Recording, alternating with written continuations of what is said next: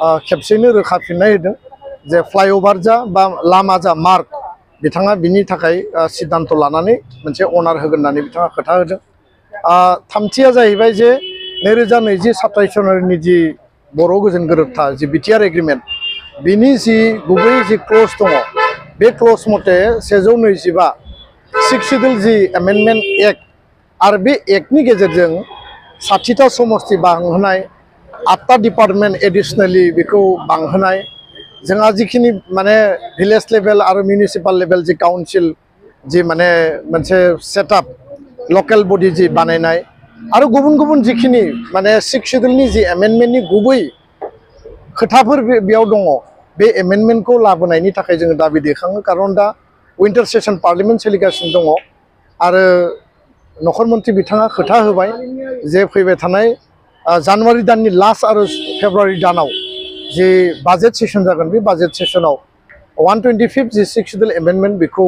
लाबोनाय जागोन आरो बेखौ बिल पास खालामनाय जागोन। बेयावनो लोगोसे दङमोन जोंहा जे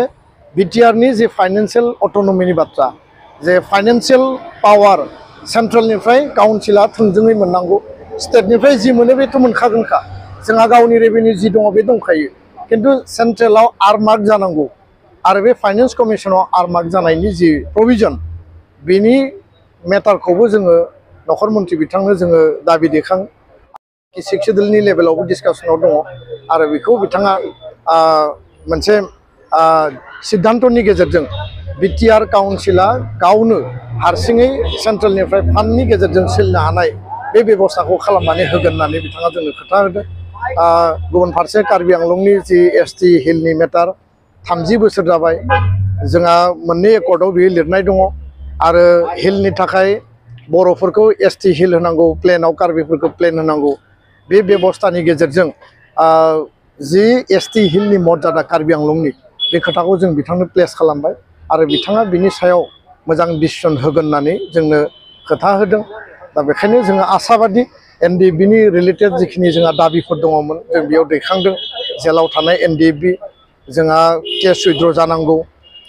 जेलाव थानाय एनडिएफबिखौ उदां अख्राङाव लाबोनांगौ केस उइथड्र खालामनांगौ मार्टियार फेमिलिनो 5 लाख करि रां होनांगौ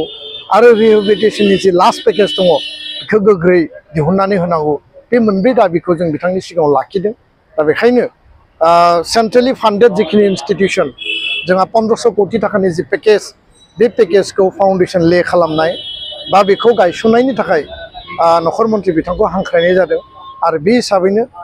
खोब गोख्रैनो जोंहा जिखिनि सेन्ट्रेल इउनिभार्सिटि बाखि इनस्टिटिउसन दङमोन डेभेलपमेन्टेल पेकेज दङमोन बेखौ जोङो मोनगोन होननानै जों आसाबादि आरो दिनैनि रायलायनाया जथेस्थ' ओंथि गोनां फिथाइ गोनां जादों आरो बे मोनसे एक्सन ओरिएन्टेड डिसकासन होननानै जोङो दिनै रायलायनायखौ जोङो गोसो गोरबोजों बरायदों आरो फोथायदों। गोजोन्थों।